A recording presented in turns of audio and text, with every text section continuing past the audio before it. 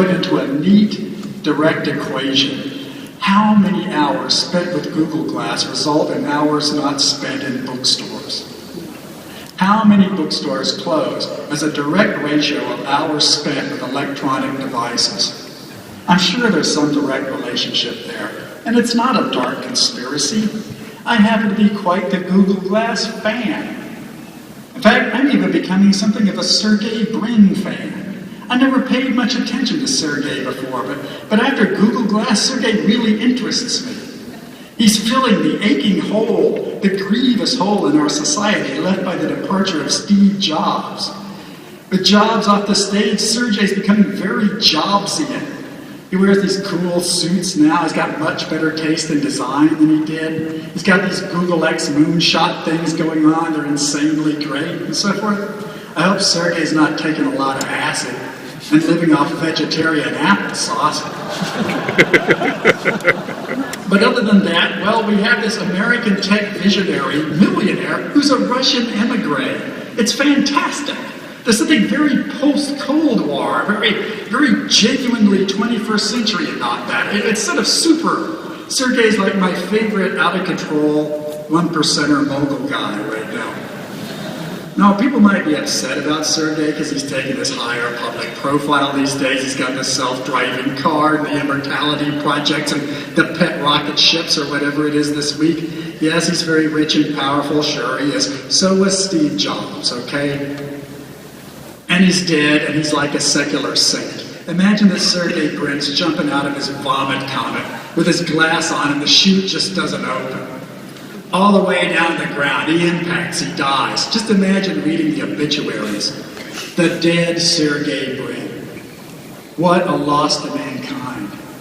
What a visionary. You know, he gave us so much. A guru of organized world knowledge. What a tragedy that we should lose Sergey Brin, a man who will never be replaced. Yeah, you'd all be crying in your Shinerbach beer about that. So you want my advice? Cut him some slack now while he's alive. He's an extraordinary guy in an extraordinary situation, deliberately doing something extraordinary. It's okay that it's risky and threatening. No, it's not okay that it disrupted literature, but Google already disrupted newspapers, basically destroyed them single-handed. That wasn't okay. What happened when Android disrupted Nokia, that wasn't particularly okay, but I'm okay with disruption. I've seen a lot of it. I know how it works. I participated in it. I've personally known people who benefited by it. I've known people who suffered by it. I have seen disruption in music, literature, the arts, entertainment, publishing, the fourth estate, the military, political parties, manufacturing, pretty much everywhere except finance, health, the law, and the prison/military industry. Which is why they've got all the money now and the rest of us are pretty much reduced to disrupted global peons. Computers were really, truly disrupted.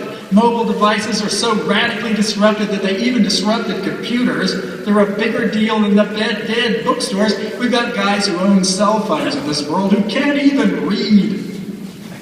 And I'm very intimate with this spectacle. I'm very keen on all its little ins and outs. The thing that bugs me about your attitude toward it is that you don't recognize its tragic dimension. This is something literature has always been very keen on, that technology never gets around to acknowledging. The cold wind moaning through the empty stone box. When are you going to own up to it? Where are the Dell PCs? This is Austin, Texas, Michael Dell, the biggest tech mogul in Central Texas. Why is he not here? Why is he not at least selling his wares? Where are the dedicated gaming consoles you used to love? You remember how important those were? I could spend all day here just reciting the names of the casualties in your line of work. It's always the electronic frontier. Nobody ever goes back to look at the electronic forests that were cut down with chainsaws and tossed into the rivers. And then there's this empty pretense that these innovations make the world better. This is a dangerous word. Like, if we're not making the world better, then why are we doing this at all? Now, I don't want to claim that this attitude is hypocritical, because when you say a thing like that at South by, oh, we're here to make the world better, you haven't even reached the level of hypocrisy.